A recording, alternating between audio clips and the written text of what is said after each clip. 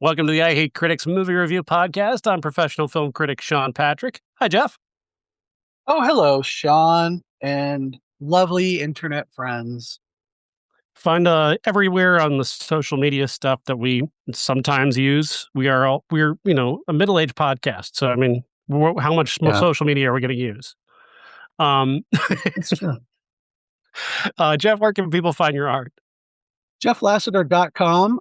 Commissions are open. I'm renovating the website a little at a time, so bear with me. But yeah, you want to follow me on Instagram? It's Jeff Lassiter Pop Cult, where you can get all my other links as well. So, yeah, I have to have surgery in 2 weeks. So, yeah, buy some stuff so I can afford to.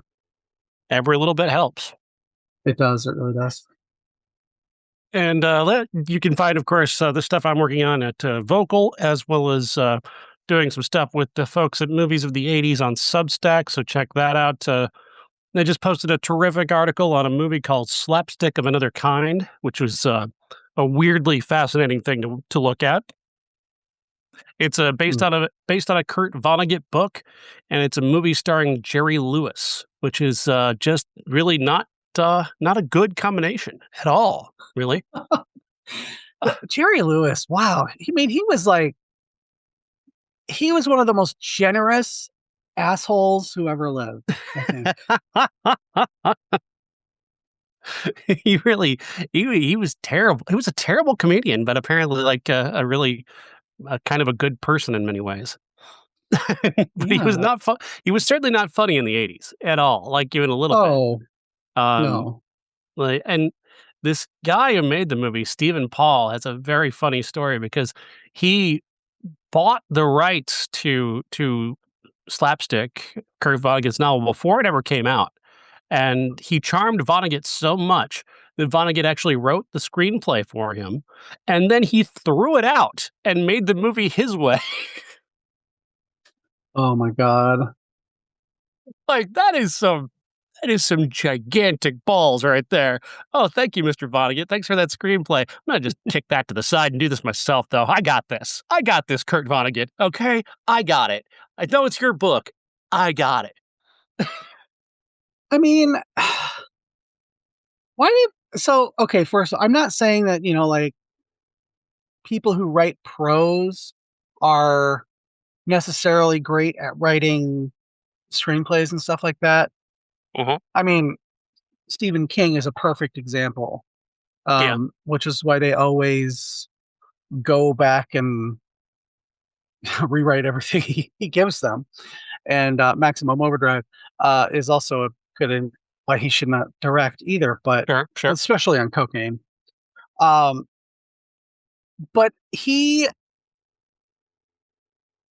imagine like Kurt Vonnegut doing a fucking screenplay. Like, that just It's just, regardless of what Vonnegut's screenplay might have looked like, it's just the hubris of it is so funny because, like, this guy's Stephen Paul's lasting legacy is that after this, he went on to create the Baby Genius franchise.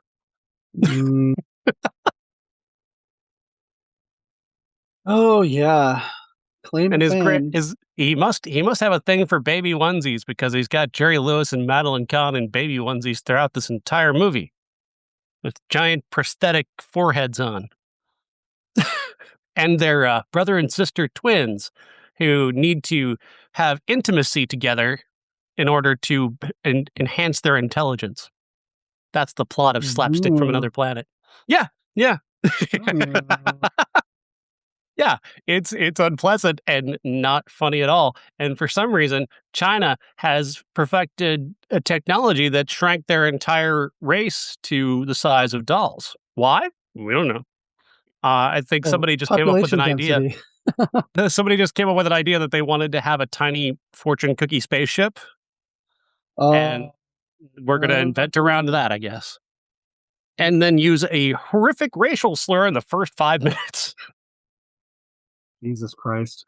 Yeah, it's the 80s are quite a time. Quite a time. I've in preparation for my first surgery today, I've just been kind of bed rotting and stuff all week and trying to save up money and all that. So I've been going down stupid deep dives Mhm. That's not a deep dive I have gone down yet, but um, are you familiar with Marjo Gortner? Yeah. I've always been fascinated by that guy's weird name. I I don't know what, like, I was looking at something. I think it was I think oh, it was God, what's the Star Crash. Somebody posted something about Star Crash, and then I Mhm. looked it up because I was like, what in a Star Wars ripoff? And it was Marjo Gortner, and I'm like, that's an interesting name. So I clicked on it. I'm like, oh, he was in Food of the Gods and Earthquake. And I'm like, this guy had a fucking weird ass career. He started off as a 4-year-old ordained minister. Mhm. And then as he started to question that, as one does, Mhm. he invited a documentary crew to do a documentary about him where he kind of left Christianity, and based on his charisma, uniqueness, nerve, and talent, he turned that into a basically a B movie actor career that he's still working as of a few years ago. Still alive, And I 87 just years old, and one of the people who helped found the Circus of the Stars, also, which is a yeah, bizarre, I bizarre mean, truth. just an absolute like bonkers career that I would have, like there's no reason if somebody hadn't done this reel on Star Wars ripoffs, because everybody knows I'm a huge Star Wars fan, so I do end up like on Star Wars threads and Facebook a lot. Um, yeah, if it hadn't been for somebody doing Star Crash and me loving those kind of like Star Wars ripoff movies, I never ever would have even like known this guy was alive. Um, and then I I did a only knew deep him dive. because of Circus from the Stars, because I used to watch Circus of the Stars as a kid, and also Mausoleum, the horror film Oh Mausoleum, yeah, which yeah, was yeah. covered on movies of the '80s. That's where I was like, oh, Marjo Gortner, what a weird fucking name. Well, I thought it was Marjorie, and I was like, oh, I've Yeah, never heard of her. And then I was like, oh, Marjo. Oh, okay. yeah, that's not a name you hear masculinized. No, So yeah, just that was weird. And I did a deep dive on Dan Hartman, the musician. Hmm. Uh, Yeah, I can dream well, about you guys. yeah, yeah. So he did. I could dream about you from what I always just assumed was like Flashdance, Hmm. but it was from the movie Streets of Fire. Um, and the reason I did it is because there's the AIDS Memorial Quilt page that talks about different people that we lost in the 80s, 90s, and even up to today to AIDS. And if you're not following it, you should, because it's like so much talent is missing from the 80s because of AIDS. And he was a everybody quotes it his Wikipedia as being a closeted gay man, but the person who wrote this post on the AIDS Memorial page said he wasn't closeted. It wasn't something he talked about. Did Hmm. you know that he wrote the song "Free Ride" for the Edgar Winter Group? Yes, I did know that because I did not I know. worked at AC Radio for Oh well, so yeah, many years and played that song over and over again. but a I can lot of dream about you. oh yeah, but I was like, oh, I didn't even know he was in the Edgar Winter Group. This is how like little I paid attention to music aside from knowing all the lyrics and the artists. Um, yeah, he wrote that song. He was prolific. I had no idea until I'm like, you know what? I guess I'm just gonna do deep dives all week on shit that I've never even thought about. So Yeah, now I hear that he also song had and I picture Streets of Fire. a brief disco hit in the Yeah, oh yeah, '70s. Relight My Fire was one of them. Um, by and most there was the one that everybody knows is the Lolita Holloway, but he was the singer and she was a guest on it. And that's been done several times. So and then Wow. um the Love Sensation, which is a song that he did, was the basis for uh Sweet or Good Sensations by the Marky Mark and the Funky Bunch. Hmm. So Yeah, it's just like Is a regular Forrest Gump, this guy. but talented and better. Right, yeah. I didn't mean it as an insult, but obviously that's a reasonable thing for you to jump to when I mentioned Well, Forrest Gump. I know how much we hate that Yeah. shit movie Oh, on no, this it podcast, but totally, yeah. so it's No, not that was just it was funny. You unprecedented. picked up the thread immediately. My media literacy is off the charts. Now it is So anyway. Um, you're more than welcome to join us in our deep dive of Tarzan, because we're doing that for movies of the '80s next. oh, the Greystoke, The Tanya Legend Roberts of one Tarzan. No, Greystoke, or the Bo Christopher Derek one? Lambert, the Christopher Lambert, the French New York actor. Are you all right? Well, You looked like you were lost there for having a a second. having a glitch. Oh, Give me just a second. all right.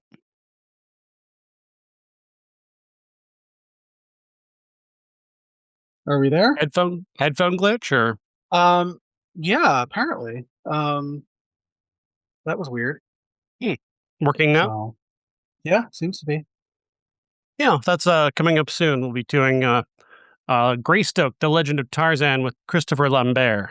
And Ah, dating back to, we had to go back to beyond the 80s because it started in 1974, the work on that movie, and it ended in 1984. oh wow. Yeah. It's quite a story. It's quite a I, story. I had no idea all the apes in that movie are people. No, I had yeah, no clue. It's pretty amazing piece of work that they did. I think that so now we're doing CGI apes in almost everything except for primate, Sure. and I I feel like there's very little that you could do to screw up an ape suit unless you're just dusting off a King Kong from the 1933 movie. There's one I thing you think can do. There is one thing you can do. You can shoot in Cameroon in the summer and watch your incredible creation melt before your eyes, nearly killing your actors. oh. Oh. Okay, fair enough. Um, I just meant the technology of Yeah, how no, good Rick they look. Baker, like just as a, I mean, everybody knows he's a genius, but my God, what he did with those masks and those costumes, especially under those conditions. I mean, they couldn't possibly do it today because the movie ended up. If you wanted to know what that movie cost today, $125 million. What? Yeah, that movie cost $125 million in today's money, adjusted for inflation. About 46 million at the time, and it was just doomed to never. But it's. I mean, I guess it broke even. I guess, and maybe made a profit after VHS, maybe. But yeah, they were pretty much doomed. But from the moment that they released it, they were pretty much doomed financially with that film because they had these. I mean, each of those suits cost just an ungodly amount of money, Wow. and they Oh, had like 12 of them on set. So yeah, fun yeah, story. Read it at the Movies of the '80s Substack, and they did a lot of research on that one. interesting. I'll have to check that out. It's really fun that they let me do that. I agree. I think that's very cool. You're very Uh, talented. That's why. oh, thank you. This is an incredibly talented podcast. I got to keep up with an actual artist on here. Oh, sweetie, nobody wants to pay for art. So I might as well just go work at an insurance agency. I made $13 on Etsy last week. Oof. Now Etsy is basically like my job pays for some of my bills and whatever, and if I, my Etsy pays for groceries sometimes, or if I want to go out on a Wednesday night with our cousins or something, I can Mhm. usually like spend $20 and have a little bit left over for groceries or whatever. $13. So Etsy takes an incredibly large amount out of every sale. They say that it's 6%. It ends up being at least 30%, just about. Um, so if I always tell people, look, if you wanna order from me, just send me a direct message. We will work it out. I did have somebody on Threads last week saw one of the things I can't sell on Etsy because they deem it copyright infringement, even though it's not really. It's just my own design. Um, they they reached out because they saw a picture of it, ordered it, sent them a couple stickers.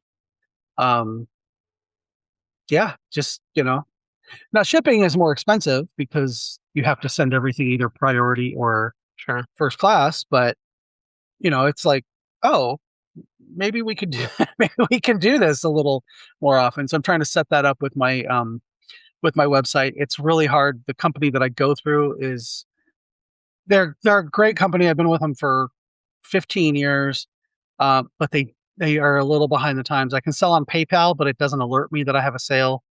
Mhm. And I would prefer Venmo and an alert or to be able to set up my Square on there, but they don't do that yet. So I do Also, take Square. I can tell you that if you want to get a hold of Jeff to negotiate with him directly, use the Facebook page because we do get Yeah, notifications anytime we get a message there. So if you want to get to Jeff's art, you can get there. I'm yeah. sure you've got a ghost face piece ready to go. I have a couple actually. I have one. My most popular one is I did a mashup of Scream and Friday the 13th, where I redid the Friday the 13th poster into a Scream poster called Scream the 13th, and that I have a lot of Ghostface fans who follow me, and that's the one that I sell the most of. I did about 7 years ago. I did a piece. It was my first Scream piece that I'm still really proud of it. I actually turned the Stu drawing from that one into a Stu sticker that I just got just in time for the new movie. A lot of I have a ton of Friday the 13th designs, a ton of horror designs in general. Um, but I'm working on a new Scream piece that will hopefully lead to me doing some of my collage posters of all the Scream movies. Okay. Um, and yeah, I'm at that point now where I've got all these ideas. I just have to figure out a way to get them all done in the time I have. And also, I did mention Friday the 13th. I just want to tell everybody that we do have, last month we did Friday the 13th part 6, Jason Lives. And normally what we do is we release the next Friday the 13th, we release the last one that we did on our regular feed. But because we have two Friday the 13th right in a row, we're going to hold off on 6 and release that in November. So we give Patreon subscribers a little more time um, to enjoy that without feeling like they got cheated. So it's a good reason to get on and join our Patreon because I would love to do more of these kind of, once we get done with the Friday the 13th series, move on to like A Nightmare on Elm Street. I know that's like one of our mutual favorites, or some of the other commentary tracks that we do. So Yeah, I'm all about it. but I just wanted to remember. I forgot to mention that last week when we talked, and I wanted to make sure that we um, let everybody know. So Well, where would you like to start today, Jeff? you know what? I think that since we're going to be talking about Scream, let's start at the beginning. We'll start with our classic and kind of work our way up to 7 because I think that the way 7 goes is kind of germane to what led up to it. If you If say that's so. good with you. I'm kidding. Oh I'm my kidding. I'm god. kidding. The fights I have had internally with even talking about Scream 7 with people because I know people's motives for some of it, some of the hatred that it's been getting, some valid criticisms, but also some unhinged hatred for it. Um, so we'll go ahead and we'll work our way up to it. How does that sound? All right. In So the small Scream. town of Woodsboro, California, high school student Casey Becker is home alone when she receives a phone call from an unknown person. Scream, 1996. Drew Barrymore's at home alone. She gets the call. What's your favorite scary movie? And then she watches her boyfriend get killed, and then she herself is killed. And really, just kind of horror movies are just sort of changed forever. The main reason that this works is Wes Craven. Craven is so incredibly talented. He's just genuinely been a great director his entire career. I know people have a hard time with some of his movies, but the man Music of the Heart. he knew what to do with a camera. He knows how to build suspense. He's just insanely clever. He knows how to work on a low budget to make things look bigger and better than they are. And I don't think he ever really got enough credit. I think people wanted so badly to anoint Kevin Williamson as the next great horror master that they kind of almost overlooked the man who actually was the horror master. And Scream succeeds because of Wes Craven, in my opinion. Yeah. Yeah. Nobody had as much of a consistent kind of track record with horror, even in their lower, lesser known points than Wes Craven. Um, a couple of the movies that he did were just Wes Craven movies. They were not, Mhm. horror franchises. He's best known for Nightmare on Elm Street, obviously, and then Scream. Um, but he also did a movie called Deadly Friend. I don't know if you remember that movie. Oh yeah, that's He the exploding head basketball movie. Yes, yes, where they threw Mama from the basketball.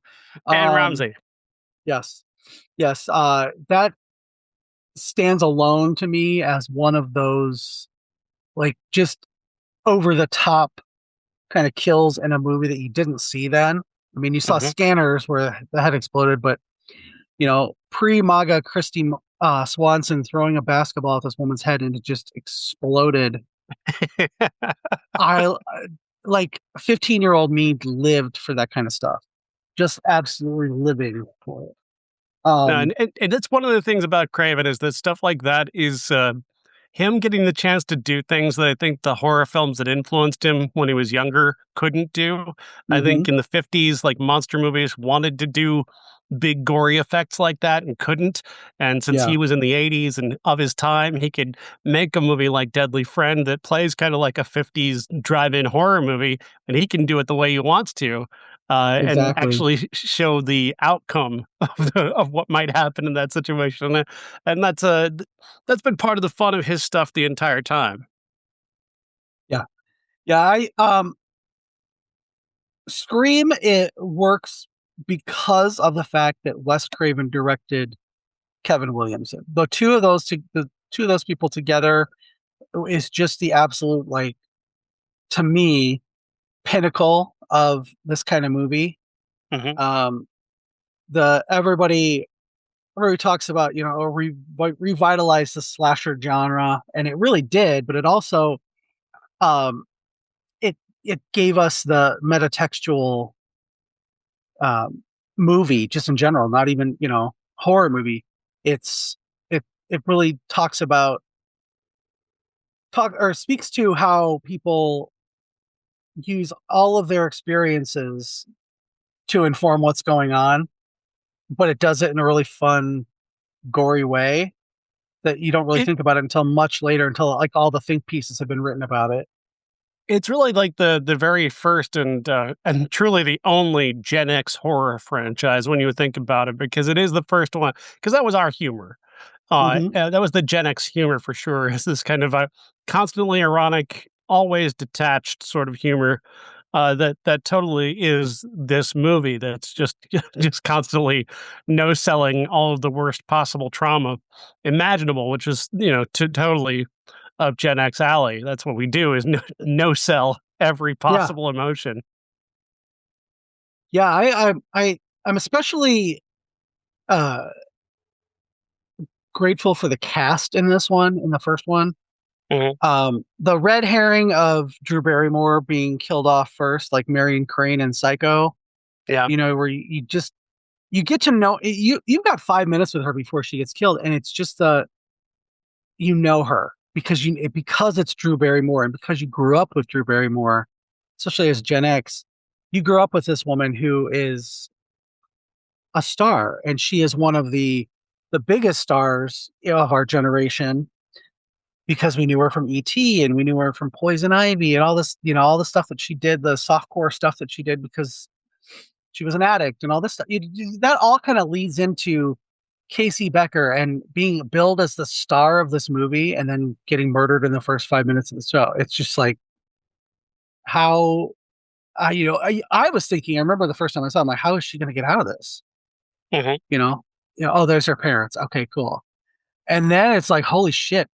And anybody like this, nobody is safe in this movie. And I think that's why she was originally supposed to play Sydney. And she suggested that she play Casey because that would have had a bigger impact. And I think that without that, I don't know how much it works. Mhm. If Neve Campbell had played Casey, Neve Campbell would not have the career she has or she has had. Obviously. And I don't think you get to Scream 7 because you don't Not have as a that hook. theatrical franchise, for sure. Yeah, for sure. Um, but I think that having her suggest that and then do it, really, it just added so much to it. Um, and I think what you also really get in Scream is the camaraderie of everybody on the set. They actually feel like friends. Mhm. They actually feel like they're there. So I think it's also notable that it's 1996, and this is one of the it's not pre-internet. We had the internet starting, but we didn't have the internet like we have it now, where you right. can live tweet the movie from the from the theater. Stop I doing I that. walked like there's just no way of escaping from spoilers at this point when it comes to the internet, and at that time there were no such things, so you could walk into Scream not knowing that Drew Barrymore was going down in the Hmm. opening, or walk into the Blair Witch thinking, oh my god, this is 3 real people who have actually disappeared that we're watching. Yeah. And I And remember the debate about that. It was yeah, the Blair Witch was the first real like internet movie, and the marketing for that was fucking amazing. it The really way that was. the way that you just really thought that Heather Donahue was a actual person who is missing. Then she shows up a couple of years later in Aaron Brockovich or whatever. But Yeah. And the only people who really knew were the people who had been through Cannibal Holocaust and heard about mm. what happened there. Could you imagine Cannibal Holocaust was like in the 2000s and it was like an Oh my internet movie god. and That would be so fucking cool. oh But it would have only lasted about a week because yeah. they go, wait a minute, that actor has a Twitter. Hmm. But I think that the mythos that they set up in the original Scream really, there's never been anything like it as far as Hmm. a slasher movie or a horror movie. Even the ones that try nowadays, those are like the Conjuring movies or the Insidious movies where they keep building on stuff or they retcon stuff to make it an overarching story. Hmm. Um, like the Saw. Saw is consistently good and interesting, with the exception of Jigsaw. Um, but the the fact that like they didn't really plan for all the twists and turns, and they were so good at just retconning things. Same with Insidious. That was supposed to be a one and done, and I think that Scream lends itself so much better because it's playing on the horror tropes, so they can do. You know, the first one is the who done it and the um the boyfriend and all whatever, and then you get to the second one and they're talking about sequels suck and horror sequels suck, and you're actually like, okay, the meta is working for the franchise as opposed to working against it That's because now another all these thing. people are stars. Yeah, there's another thing that you point out there, though, that is another thing that kind of existed in the ether, but this movie kind of brought into a text that we could all recognize, and that is that all of us recognized the tropes of a slasher film. We all talked about never run upstairs or don't or, Mhm. the don't split up or that kind of stuff. We all talked about it, but no movie had ever codified it before, and this Yeah, movie was the first to codify it. And I think that uniting element, bringing together the entire the knowledge of all like the major horror fans going, yes, I saw that too. Like yeah. that's a huge part of the appeal of this film in '96. Oh yeah, yeah. And then in Scream 2, where Jada Pinkett Smith, she hang up the phone and star 69 his ass. I'm like, yeah, because that's what we do when we watch these movies. It's just like it's nothing has ever been at up until this point. Nothing had ever really been done to include Gen X Uh-huh. in this way. So, Because a lot of us also just don't want to be included in anything that was part of being Gen X. well, now we don't. Back then it was fun, but now we don't. Like, leave us out. Especially if you're doing some generational war thing on TikTok, we won't want anything to do with it. At least the good people, the good Gen X people, don't want anything to do with Right? that. And sometimes I can't tell if it's rage bait if they're like, the lost generation is millennials, and they like which of these is the lost generation? They go boomers, millennials, Gen Z, and I'm like, are you doing rage bait? Are you doing a bit? Because we all know you didn't even mention Gen X, and you get mad, then you're like, yeah, no, that's fine. You leave us out of your bullshit.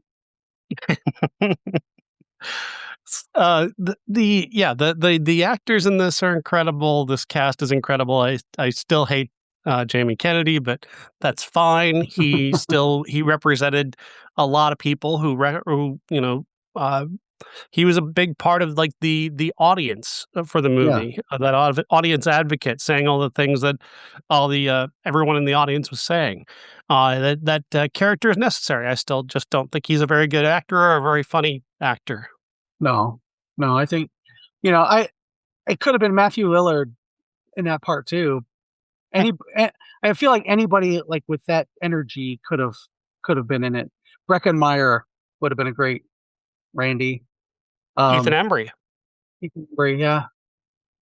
So I I bring him up with a purpose, yes, yes. in case people don't know. Uh, Um, he was doing he was doing high school movies at that time, though, which makes yeah, him a solid inclusion. yeah. Um, yeah, I think he's the only the only weak point for me, honestly, is having to tolerate his rather obnoxious energy that I don't care for. He's the only one who kind of dates it for me because he does the Columbo Yeah. imitation, and just some of his mannerisms and stuff seem a little too 90s. Uh-huh. But I mean, it really feels like a timeless movie to me. Um, Yeah, I can see that. and I've watched all 7 of them in the last week and a half. Some of them a couple times over. So,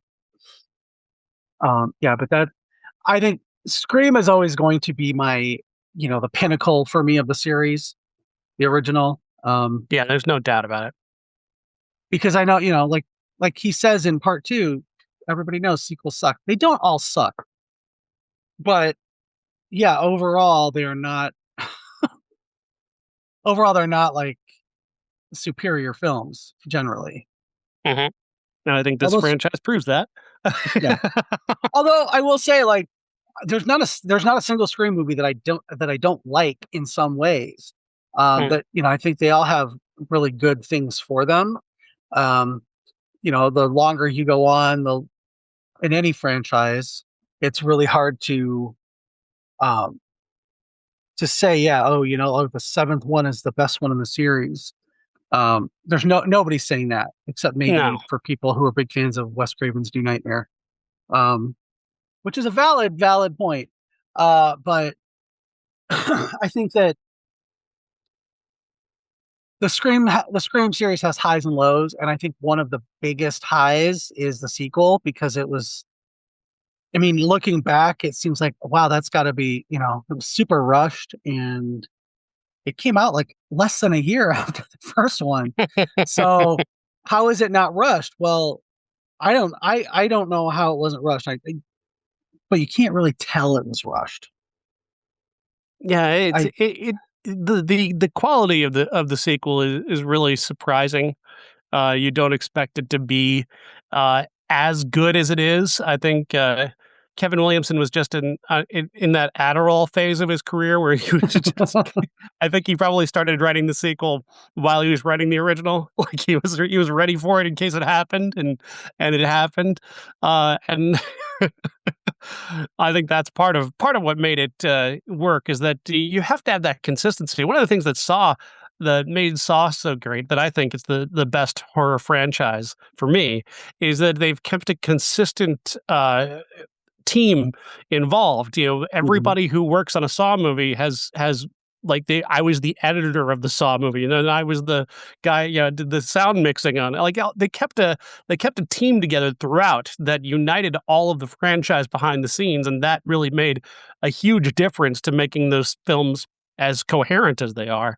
And I think if there's one thing that Scream has struggled with after the second one is that lack of consistency.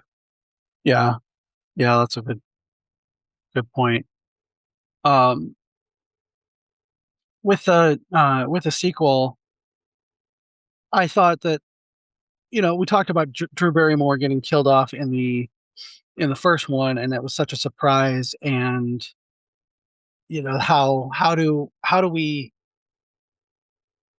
how do we bring that back? Mhm.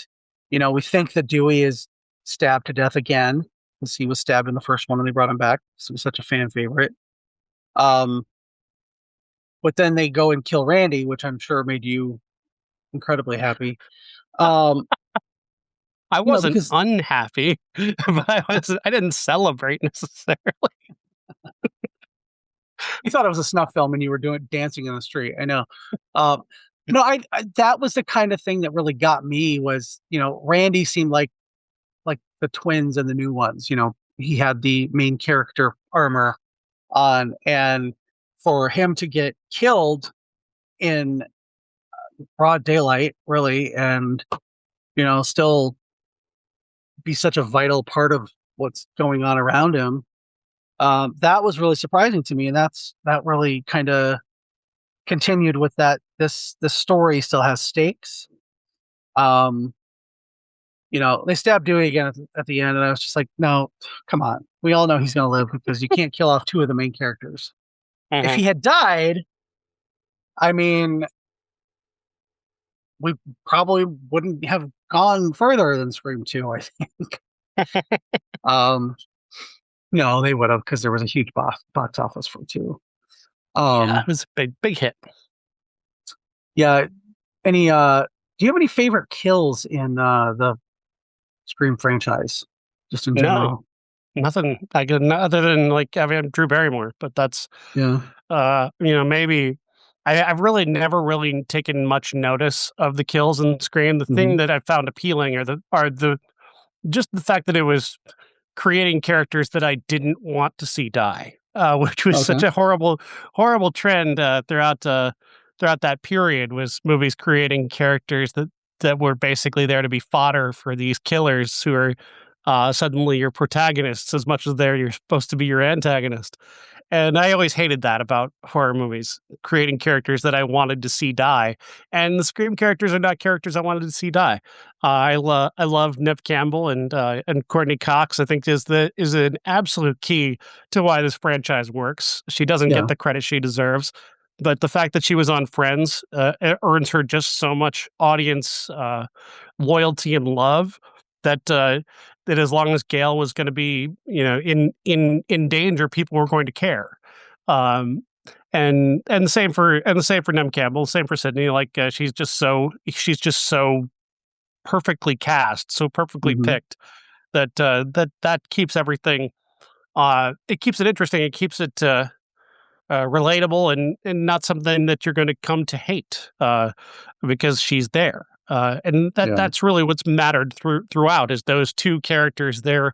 What works in any one of the future sequels after this one is Sydney and Gail. Oh yeah, 100%, 100%. Which is why when we get into some of the other sequels where they're utilized less, I think that that hurts the movie. No doubt. My favorite sequence in Scream 2, aside from the killer reveal, which I think, and we are completely spoiling 30-year-old movies, so get the fuck over it. When it comes out that it's Mickey, the freaky Tarantino film student, nobody, to the surprise of almost no one, I think that it's like, okay, yeah, we get that he has to be the killer. The surprise for me though was Laurie Metcalf as Mrs. Loomis. Although something that I think that in Scream 2, towards the end, they start to play a little fast and loose with who could actually be doing these killings. Because Neve Campbell actually I think it was in 5, they were worried about Mikey Madison killing Dewey because she's so tiny and he wasn't. And Neve Campbell just looked at the directors and said, Ghostface is his own thing. It does not matter. It has never been consistent. It's never been anybody actually in the costumes doing the killings. It's always been a stunt person or whatever. And so it does not matter that it's this tiny little girl who's doing this, But we have that in 2, the killer who stalks Gail and Dewey through the soundproof room, which is my favorite sequence in this movie.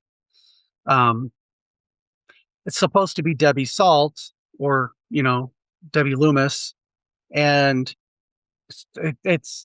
I was surprised. I thought it was Cotton because of the fact that he was big and kind of strong looking. And then it turns out that no, it has to be Debbie in that sequence because Mickey was with the rest of the fraternity. So that's where we started to do that a little bit. And I was kind of like, all right, that's why it was such a red herring for me to have it be her. Although Laurie Metcalf, she could literally read a 1970s phone book to me, and I would feel it was like one of the most relevant things I'd ever heard. She's so funny and good, and I thought she played unhinged really well. The reveal that she was Billy's mother was completely out of left field for me.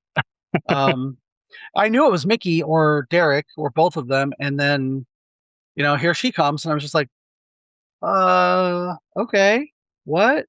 Billy's mother. And I'm like, oh, fuck yes. Okay, here for it. So it works. The second one works. The third one does not, in my opinion, work at all. It is one of my least favorite of any film franchise. I just could not stand Scream 3. I'm with you. It's my second to last favorite, actually. And rewatching it, there are things that I absolutely love about this movie. There are some things I absolutely hate about this movie. But one of the things I hate is Courtney Cox's bangs. What the fuck? They work fine when her hair is up. They're cute. But when her hair is down, no, you look like you had a baby and she chopped all your hair off in your sleep. Parker Posey in this movie, absolutely 100% is the best part of this movie.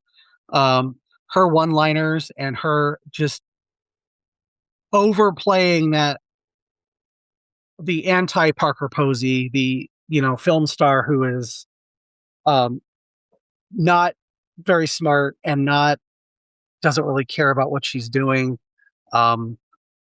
She's not a method actor by any stretch of the imagination. Jennifer Jolie isn't. It's just such a breath of fresh air though, because she's there. This movie is a straight up comedy. Um, it's not like, the other ones where it's a scary movie. This is just a horror comedy, and I think she knows what she's doing. She's Mhm. one of the only people in this movie who kind of knows what they're there for. Um, this is the first one where I didn't connect with the cast as much as I did the first two, with the exception of Parker Posey and our regulars. I didn't, Patrick Dempsey, he's fine, whatever. I don't particularly find him McDreamy or anything. Um, Having Liev Schreiber, who is, a survivor of the first two and ostensibly a good guy after the second one, be the first kill. It was one of those chances that, Uh-huh. I think they should have taken more of, especially because this was supposed to be the last movie. It was supposed to be a trilogy, which is they hyped up in the middle of the movie with the return of Randy via videotape. Um, Seeing Heather Matarazzo, I love that. I think she's great. I wish that she had stuck around for the rest of the movie, honestly, because the actors who are playing the actors in the Scream from the Stab franchise are just completely unlikable, and you just don't care if they die. Even though, I mean, I like them generally, but they were literally just there for cannon fodder Yeah. or knife fodder or whatever. What did you think of what's his name? I can't remember his name now. Foley. Scott Foley. Yeah, yeah. Um, Roman Bridger. I liked the character because he did seem kind of like a douchebag Brett Ratner kind of guy, but I did not like, and I think that's who he was modeled after. Somebody said that one time, and I'm like, you know what? That makes a whole lot of sense that he's that Brett Ratner type. Um, I did not buy the the retcon that he was behind the stuff of Scream One. I didn't like that at all. I didn't think he was a particularly good killer and I don't think that he was kind of close enough to Sydney. He should have been more like Mickey in part two, where, she was involved in this production somehow and he was her friend and, he befriended her. And then maybe at the end have something where, he regrets that he's trying to kill his sister. Like I, it just was, it seemed stupid and tacked on and really, really silly and not in keeping with the rest of the franchise. Amen to that. Absolutely. That's just everything's wrong with it for me. Everything that they have with Roman Bridger, from the fact that he's just the only Ghostface, is kind of, it's a Yeah, dumb thing, and because like the whole point is to have multiple Ghostface so you can keep people guessing the entire time. yeah. And to do the way that they did here was kind of, I don't know, kind of dumb, kind of a Who dumb way would to go. who would you if given the fact of everything else in the movie being the same, who else would you make a ghost face out of Oh the cast? gosh, I have no idea. I don't think any I of these mean, characters are that interesting. So the only I really person, don't like, I really don't like Scream 3 at all. And yeah, so like finding one of these characters to give that much of a damn about is pretty hard. yeah. I would have made it Tyson. Uh, Yeah. Okay. just just because he wanted to break into the industry and Roman gave him this chance and that was the only way. And I mean, Roman's death was a red herring, so why couldn't have his been?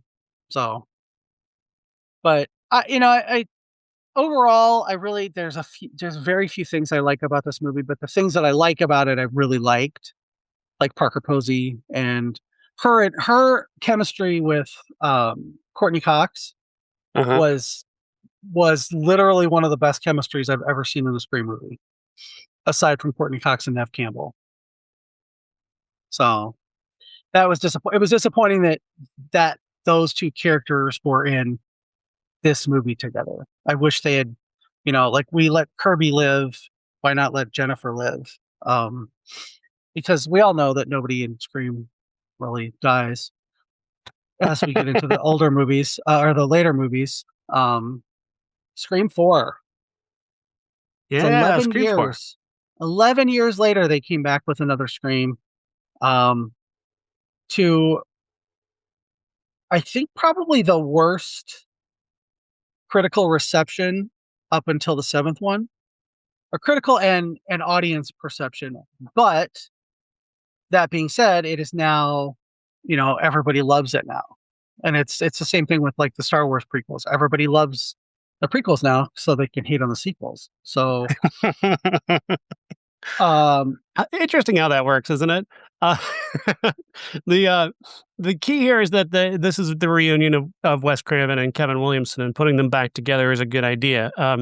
Again, Wes Craven is just such a great director, and Kevin Williamson needs a great director. Anything he does without a great director, I think, has pretty much failed, in my opinion.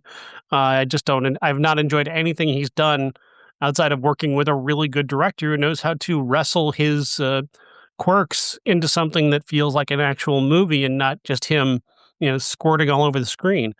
And I think that's part of the key here is that Wes Craven keeps this thing so well controlled, and he's he's allowing these characters to find themselves and give them a lot of space to develop. I think you've talked a lot about Kirby in this movie. I think the way that they handle Hayden Panettiere and allow her to play that character, or rather not allow, but like bring her around to playing that character, I think is mhm. brilliant. It's so good. She makes the movie for me. I just Kirby is almost as good as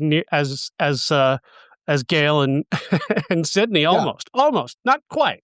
But like, Mhm. if you're gonna add a new character, if I have to have a new character, I want more Kirby and less of everybody else. Yeah. Yeah. This was kind of the return to, you kind of felt like the main characters were all connected again, where in the last one you didn't feel like anybody was really connected and they weren't a core friend group. um this one, Kirby and Jill actually felt like good friends, and um the Culkin kid, got his character's name is completely escaping me, but Charlie um Walker. yeah, Charlie. You kind of felt that chemistry between Kirby and Charlie, and it was really, it's kind of a gut punch when they do the killer reveal, and it's, I think because Hayden Panettiere she's been around since she was a little kid on soap operas. My friend Amy, who you probably would actually maybe know, she was on an episode. She's an actor, and she was on an episode of SVU where she played her nanny. And we were talking not too long ago, and I said, we were talking. I told her that I'd been talking about um, SVU with a friend of mine who does a Law and Order podcast, and she's like, I'm like, oh yeah, I brought that up. I told them they should get you they should get you and Hayden Panettiere as guests, and she's like, oh, she's way too big, and she was way too big then. Like I knew she was going to be a star because I went Mhm. to see Scream 4 with my kids, and it was just like, oh my god, that's my little girl. She has that star quality that really like jumps off the screen and makes you root for her character. And when she gets kind of killed or allegedly killed towards the end of Scream 4, you really actually, it's one of those, again, I've spent time with this character. I've gotten to know her. I really like her. I don't want her to die. And then she gets stabbed, and oh shit, you know, why? Um, but I think that this, I know that Scream 3 is technically a meta movie about the Stab franchise and how big Scream has gotten and all that. I get that, but it didn't feel, and I think it's because of there was no Kevin Williamson really involvement. Um, that it didn't feel like that Williamson Craven metatextual um, movie, for lack of a better term. Where this one did, again, it felt, like, we feel like we're back with the characters that we love, even though we're just meeting some of them. So it did, introducing Sydney's other family that we've never heard of before, that her aunt, her mom's sister, and her niece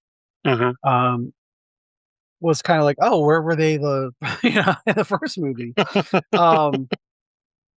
But I thought that was a good move, because you had to have people who were supposedly on Sydney's side that weren't just Gale and Dewey again. Sure. I honestly believe that this one is probably the second best, maybe third best behind the first sequel, but it's the third best, at the very least for me. Yeah. Plus, I love that Anthony Anderson's character is named Anthony Perkins. That made me happy. I never ever thought about that, but yes, you're right. Wild Kingdom. Nobody remembers Wild Kingdom except us.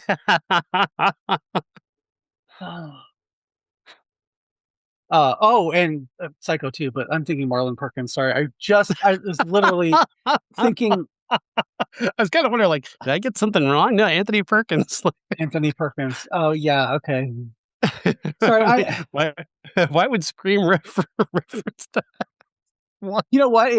In the 90s, it could have, but it could have. Yeah. I just literally talked to somebody at the doctor's office today who was talking about being Gen X and knowing who Lawrence Welk and Wild Kingdom and Jacques Cousteau were. That stuff that, because we were talking about Scream and whatever, and how things that we think are totally normal, people were just like, hee haw, what the fuck is hee haw? Yeah. So yes, I was thinking Marlon Perkins because I was earlier talking about Wild Kingdom, but yes, Anthony Perkins from Psycho and the superior film Crimes of Passion. Absolutely. It is not superior. I'm just being stupid. But you're only kind of joking, because Crimes of Passion is that good. It is very good. 2022 arrives, and that brings Scream, the reboot, which is Scream 5, but it's Scream the reboot. And just a no from me on this one as well. I don't like the new characters. I don't care about the new characters, and I especially don't care for the direction of Matt Bettinelli-Olpin and Tyler Gillette. Their direction of it especially is just, I found it just so ham-handed and just not very good. Not very good, in my opinion.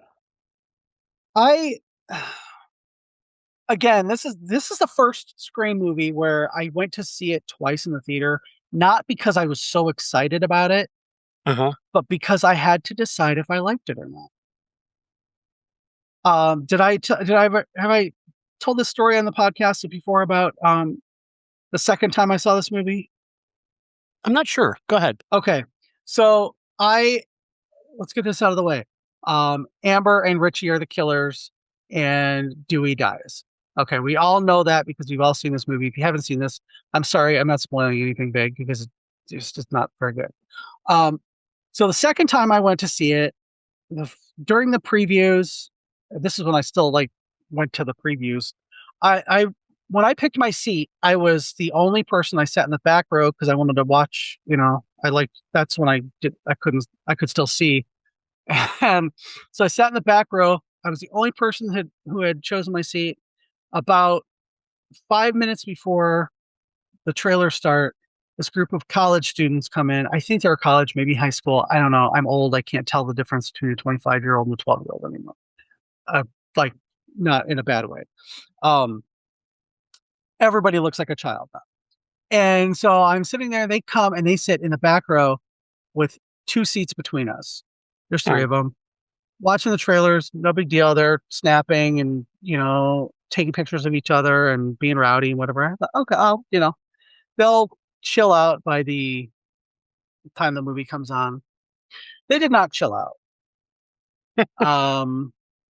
So the whole first scene, they're talking and snapping and like taking flash photos of each other and throwing popcorn at each other. And like literally, there's almost an entire theater.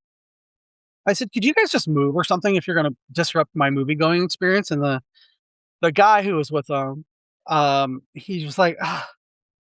And I heard the girl say, I said, I go, "You can either like move or basically, I got to me saying, if you don't move, I will spoil the entire fucking movie for you." And they're like, and the girl goes, "Okay, boomer, I'm Gen X. Fuck you." And in the immortal words of Gale Weathers, "Do not fuck with me." You know what? Richie and Amber are the killers, and Dewey gets killed in about 20 minutes. And then I got up and I got the manager and I had them thrown out. Nice. So yes, I use that "do not fuck with me" Gale Weathers gif a lot when I do shit like that. And that's how I felt. And I was like, you know what? I kind of maybe do I like this movie? Maybe I do, but just because of that experience. I did not. The Billy Loomis Force Ghost was terrible. Yeah, that's not a good look at all. I don't care. Everybody's like, "Oh no, it was her." I like Melissa Barrera. I like Jenna Ortega. Jenna Ortega should have died in the first scene. She should have absolutely died.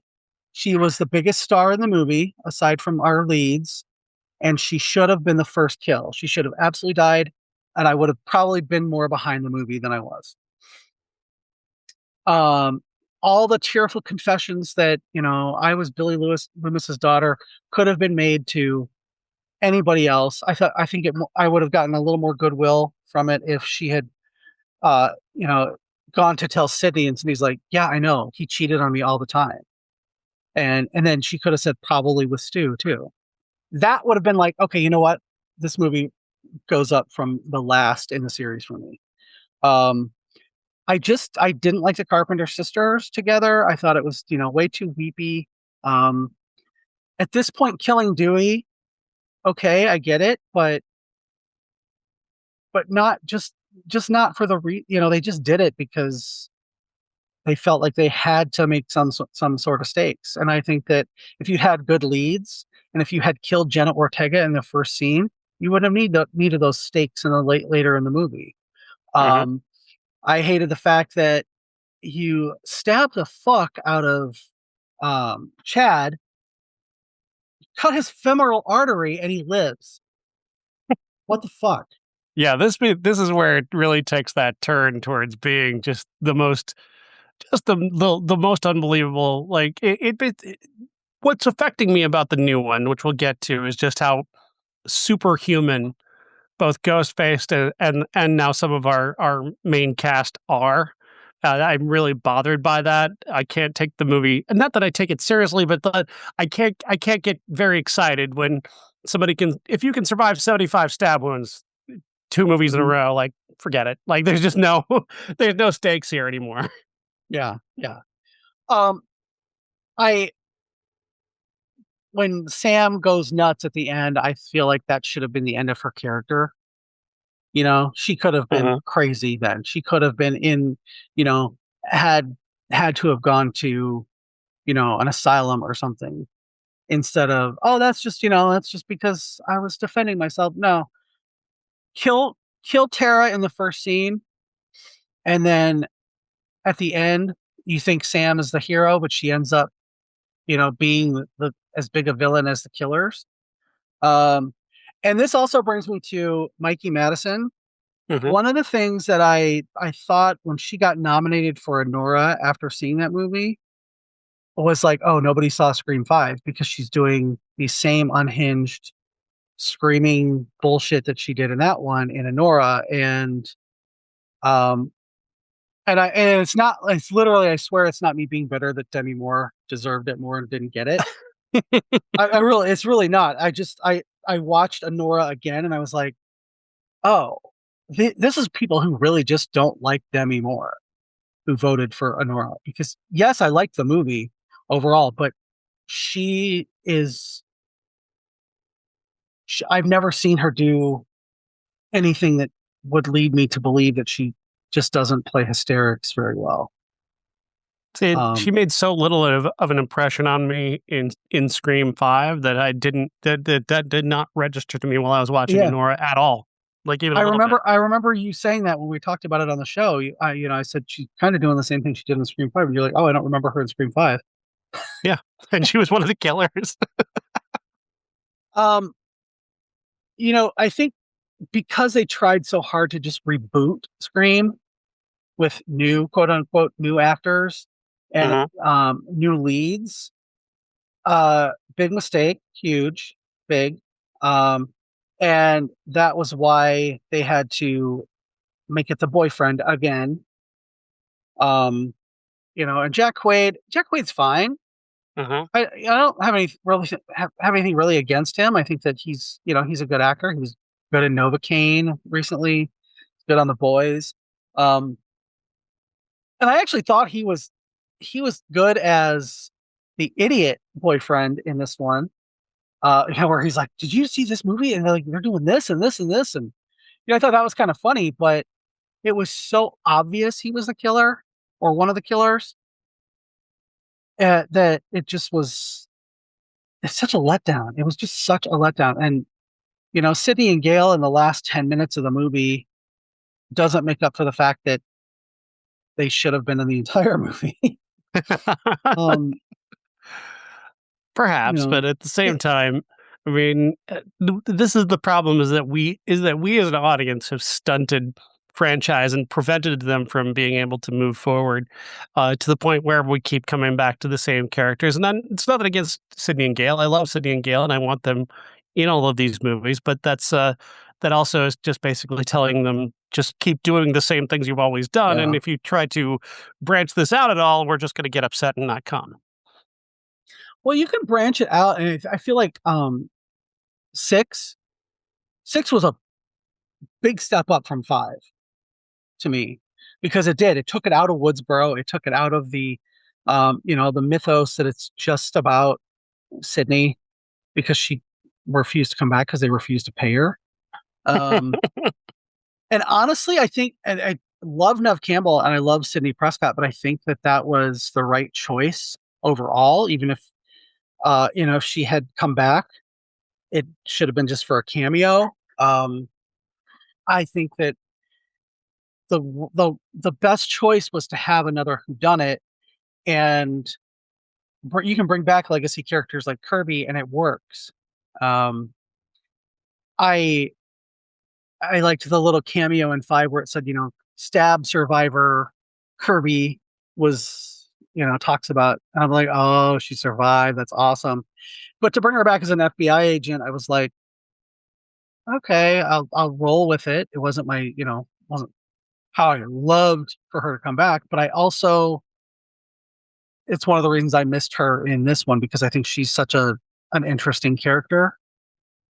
Overall, she's the Randy of the franchise now. She knows enough about horror movies that I think she's much better as that character than Jasmine Savoy Brown. Because hers is just so, it's a little too on the nose. Whereas Kirby is a little more like, horror movies are horror movies, real life is real life, and they're not the same thing. I think that's a little more nuanced, especially with an audience that gets older as we go. Because granted, this Scream is for the generations, as they say, but it's also a big Gen X movie, and a lot of the people, I would say, a majority of the people that I saw this new one with on Thursday night were Gen X and their kids. I went with my friend and his son, and he's Gen X, and his son is really into him because he's into him. And I think that's kind of having a character like Kirby as opposed to the twins, I think would have added a little more nuance to it. And then Kirby probably wouldn't have been killed, and we wouldn't want her to be killed. Whereas, the twins are pincushions at this point and just get up and dust off. And I okay, like the twins. I like the twins. I like their chemistry, but at the same time, they're just these impossible to kill blood bags that they have more blood than any one person, any two people could possibly have. And I just dig the Mason Gooding's not dying, and Mason Gooding not dying in either of these past two movies is just so unbelievable that it's taken the movie into the realm of the supernatural.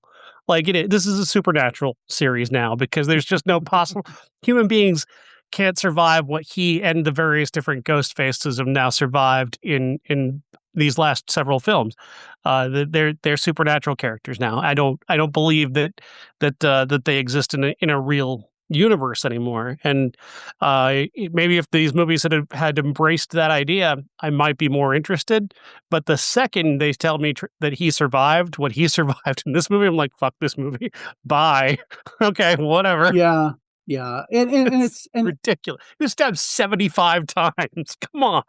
There's no body part left of this man. Right. He only survived because Jenna Ortega survived the last one. And they had a chemistry, and they were setting them up to be a couple. That's literally the only reason he survived. And it would have been much more impactful if he had died in 6.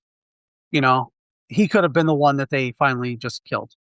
I love Mason Gooding. Don't get me wrong. I think he's got good comedic timing.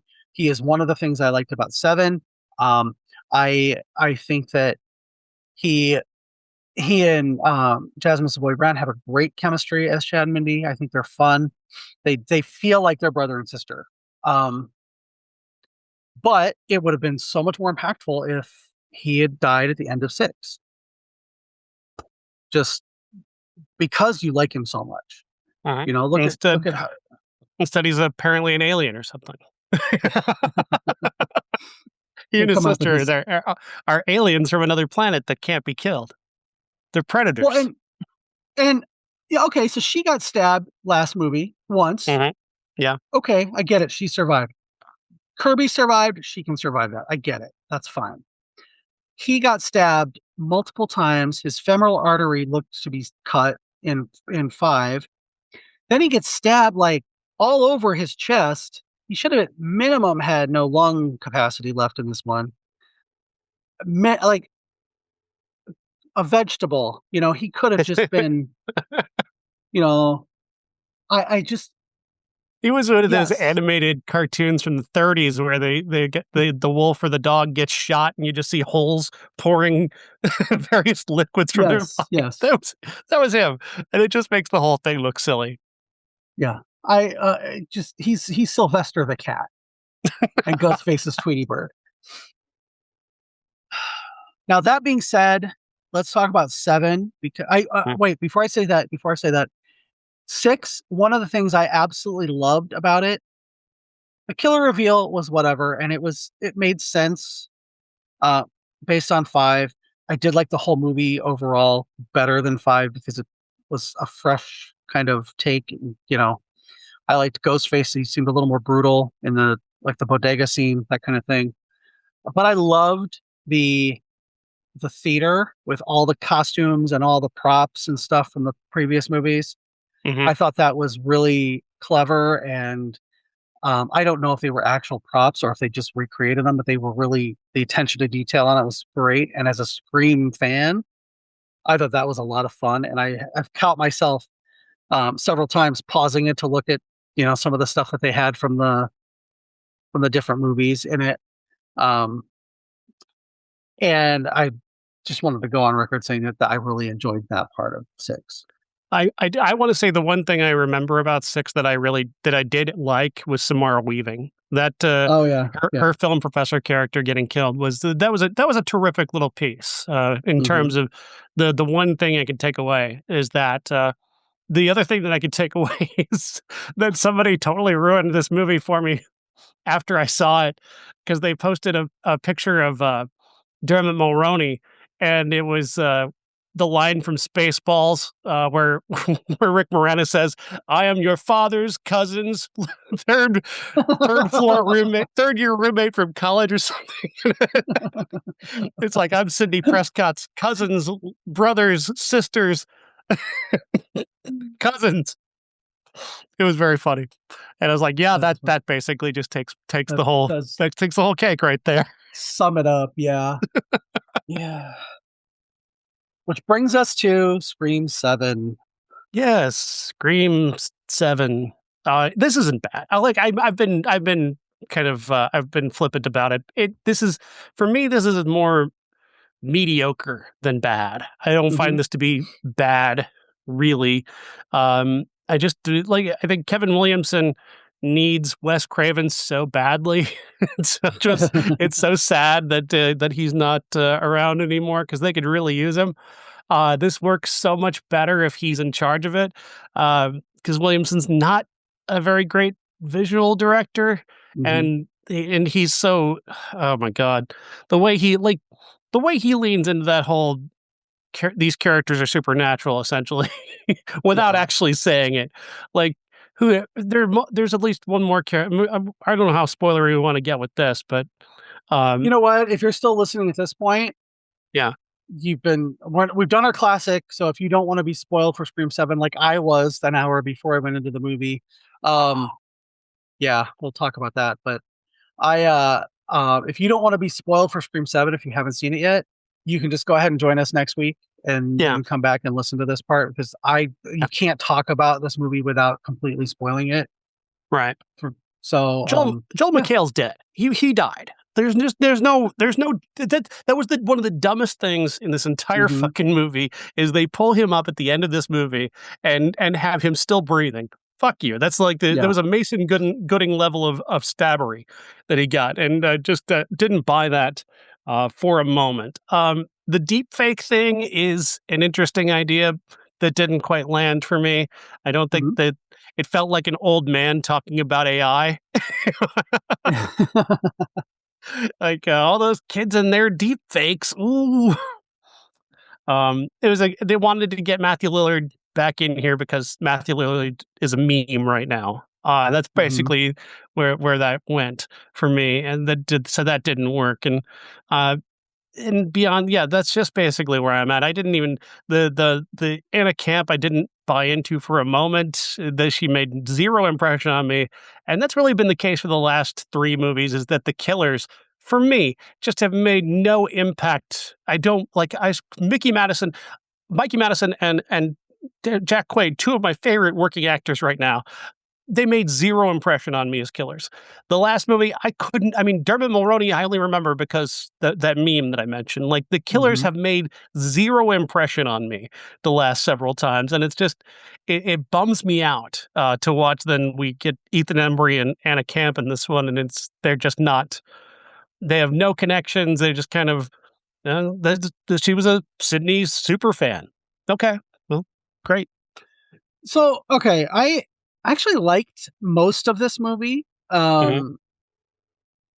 I also I kind of got the subtext, the meta subtext of this one is about parasocial relationships and how destructive they can be. And I did Hmm. understand that as I was watching it the first time, and a lot of people have picked up on that and talked about it. As somebody who sees a lot of that because I am friends with, a couple quote unquote famous people, who are only famous in certain circles. Let me just reiterate Right. that, like the the 80s horror community famous kind of people. Um, I see that a lot where, like one of my friends who was in some 80s stuff has said that it's she does make friends with a lot of people, but she also gets a lot of people who think they're their friends. This is like I said, oh, like me, I jokingly, so like we're having dinner. I don't think, that's not a parasocial relationship. But it's like it did kind of speak to me on that level. And not just at the end, not just at the killer reveal, um, but where, Anna Camp's son, who should have been one of the killers, um, I when he talks about Dateline and seeing, Mrs. Evans, Sydney on TV and blah blah blah, that was where I was like, oh yeah, he has a parasocial relationship with her, even though he knows her.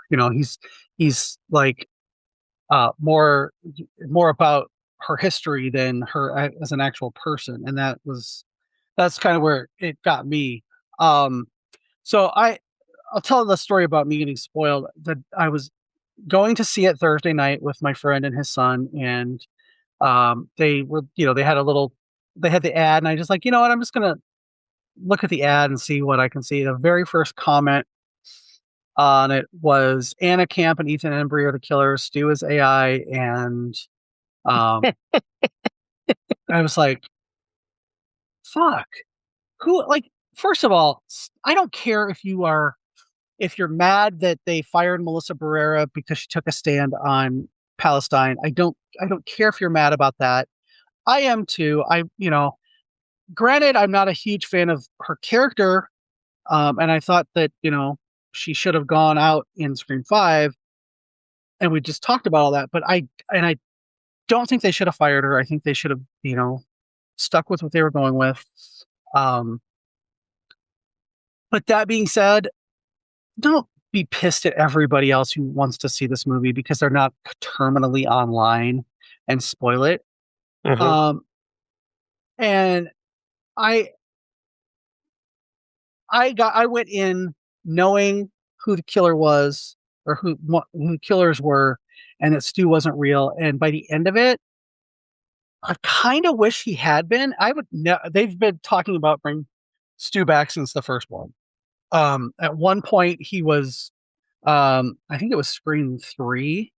He was supposed to have survived, and instead of the Hollywood thing, which they only did because of Columbine, I don't know if you're aware of that, if you've ever heard that, but because Columbine really made people think about teenage violence and all that stuff. They kind of did the hard pivot to Hollywood, but it was supposed to have been, even that far back, a Stu masterminding things from behind bars, and then there was like a little cult of people that followed him. And did you ever see the show The Following?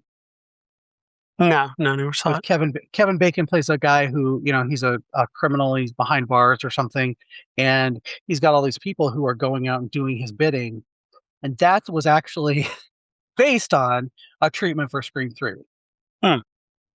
where the Kevin Bacon character would have been Stu, which I found out this weekend. I'm like, that's very interesting, and I never wanted Stu to come back until the end of this movie.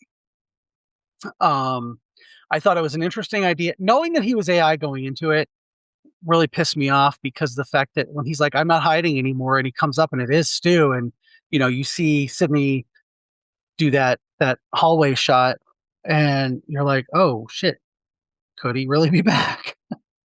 um, but then, remembering in my head that Scott Foley was coming back, and I remember when I heard that he was cast, I was like, oh, they're going to be voices on the ghost face, voice changer or whatever.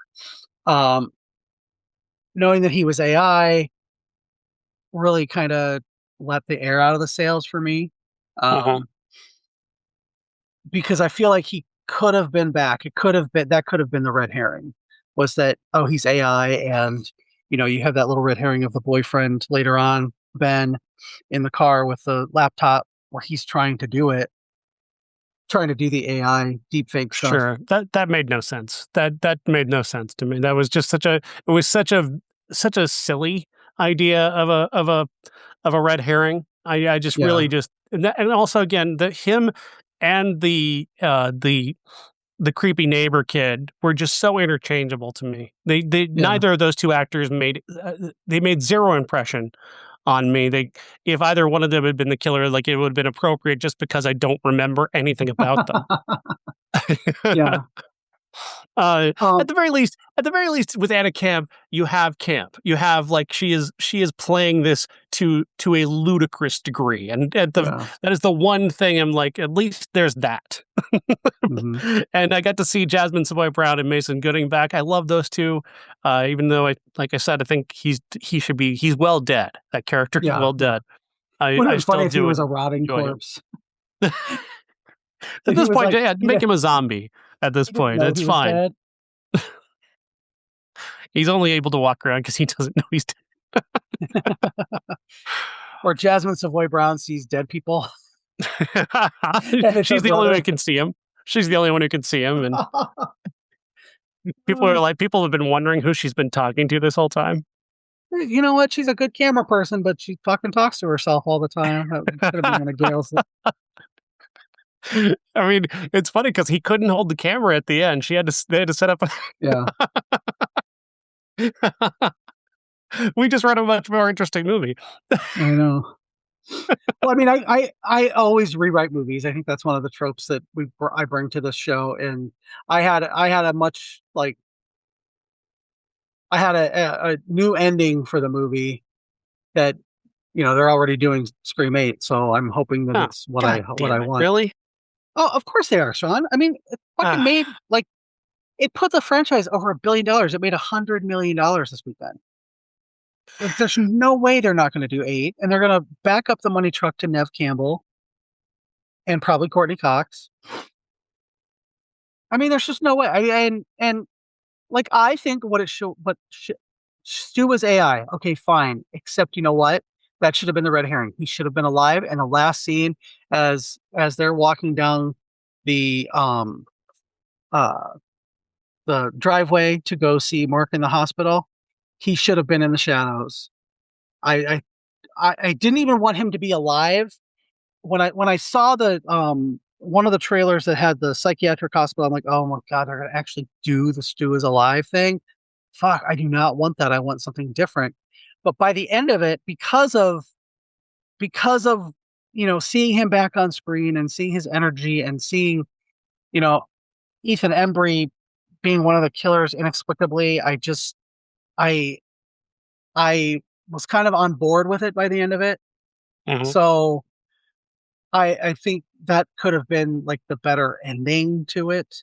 Although I'm going to go out on a limb and tell everybody right now that last scene where she's explaining why she named her daughter Tatum, I got a little bit choked up the second time I saw the movie, because knowing what Rose McGowan has gone through in Hollywood and how she's, it has affected her mental health so much, and to have Sydney basically, talking about how they were sisters without being sisters, and how she was not afraid to speak her mind, and all the things that she was saying in that monologue, which was obviously one of the rewrites done by Kevin Williamson, was that could have all been said about Rose McGowan.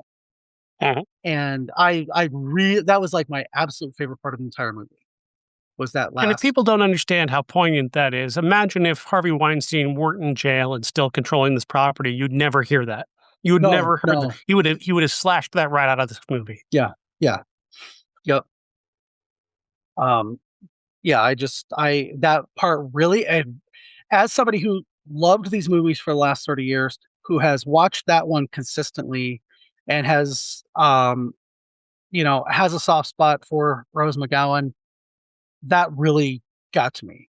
But I think that it could have, and I would have loved to have seen her as in one of the AI people at the end. I mean, I know she probably would never do it at this point. I think she's pretty much done. But I really feel like that was the movie that told us why we were here. Why we were still in this spot, because she was so beloved in that movie, and everything they said about her was that character. So that scene alone is what lands this as something that I don't hate. I think it's just that scene alone, basically. It just makes it something that I don't hate, because after what happened when they killed McKenna Grace, I'm like, okay, I'm not a fan of this. This is not this isn't very fun. I wanted that character. I wanted that character to have something more special happen. Yeah, she's just so alive and interesting, and they give no weight to her friends. I mean, you already have these two bland boys that have to be there this whole time, but you're going to get rid of her there early on. That makes no sense to me. Yeah, I love McKenna Grace. I think she's so talented. And when she was there, I was like, oh, I can't wait to see what they're going to do with her. And then yes, the shot of her hanging with her guts hanging down was beautiful, and it was, like the best visual flourish in the movie. But I was so disappointed that she went so easily and so quickly. Too Um, abrupt, too soon. Yeah. and why didn't any of her friends get Ghostface calls? I mean, I understand after the end, but it would have really set up the whodunit of the movie if she'd gotten a Ghostface call. That was one of the things about 4 that I really liked, is everybody got Ghostface calls, and they were all coming from the last murder victim's phone. And it was interesting. Um, but none of her friends got a Ghostface call, and I thought that was one of the things that was really, really lacking in order to set it up and to kind of make you care about her friends, because I didn't care about really any of her friends. Not even a little bit. Yeah. Not even they felt like they were just there to die. That was their job, is to be here and to die. And that's just not particularly interesting to me. Yeah. Yeah. Gail I was also great. I got to say that because we haven't talked about her in this movie. Her entrance mhm. was Terrific. perfect. That was a terrific Perfect. piece. And that was a nice piece of work. Yeah. The character Kirby that they was originally sacrificed there written in was with her. kind of meaningless, but Yeah. I wish the only problem I had with that was that they just don't, they don't use her after the second act. She disappears until the very end, Hmm. and that's like Yeah. that's mm, you can't disappear Gail. Also, you disappeared her without a good enough reason to do so. Because, like, why Yeah. wouldn't she just go to go to Sydney's house? Like, what Yeah. reason did she have to not go to Sydney's house? There's no reason she wouldn't have like ran after Sydney and gone with her. Yeah. There's no good reason other than we are setting this up as a Sydney comes back into her power kind of thing. And I Sydney and Gail are a couple at this point, and I don't like not a romantic couple, but they are the heart of Scream. They are the only ones I never want to see die. Um, and I know that like I've talked about how like Chad should have been killed 2 movies ago, or because we care about them, or how Dewey dying wasn't. They fucked Dewey in part 5, though. I mean, the character they completely fucked him over, and Yeah, they the weird choices with him, really just making him such a loser, was just, yeah. why would you do that? Why would you Yeah. do that to that character? I mean, especially like, yeah, she left him between 2 and 3, and then he comes back and he's got his own thing going on. Why wouldn't he have done that again? They're gonna keep coming back and going back. Like they screwed him in 5, so I think that they could make it easier to kill him off because he was a tragic figure now, Mhm. and I understand killing one of the main 3, and it always was going to be Dewey. It always had to be Dewey, because if you if you kill Sydney or Gail, I just I or make Gail a killer, which they keep talking about, which I hope they never do. Um, Especially after this one. This is the only movie where she 100% tells her she trusts her, and they become that kind of power superpower couple or whatever. Um, Uh-huh. I feel like what could we possibly do going into the 8th one? And that's the only reason I want Stu to still be alive, because I want him to be like, yeah, I was a red herring, you fucking bitch. And Gail should have come up, and she should have been the one that like shot one of the killers. Make it Stu versus Kirby, and then you can have Sydney and Gail show up at the end. Yeah. There you go. Yeah. That's a Yeah. movie I'm interested in. Make that movie. Yeah. Stu versus Kirby. That's my Scream 8. I just and Kirby was supposed to be in this one. She was supposed to be with Gail and the twins, Hmm. but they wrote her out in the second draft. Boo. And I don't know if it was sometimes people just aren't going to be able to do something, or they feel like there's too many characters. I get it, but damn, I missed her, especially after the last one. So if Yeah, she's not back in 8, justice for Kirby. yeah, If if you you take anything bring her, away from this podcast, it's justice yes, for yes. Kirby. Yes. All right, we got to All wrap right. this up because I do have to get to my other job. But Sure. next week we have The Bride with Jessica Buckley or just Jesse Buckley Jesse Buckley, and Christian Bale. Christian Bale. And then there's The Protector with Mila Jovovich. I also have seen Pillion, which I hopefully maybe you'll get a chance to see. I don't know.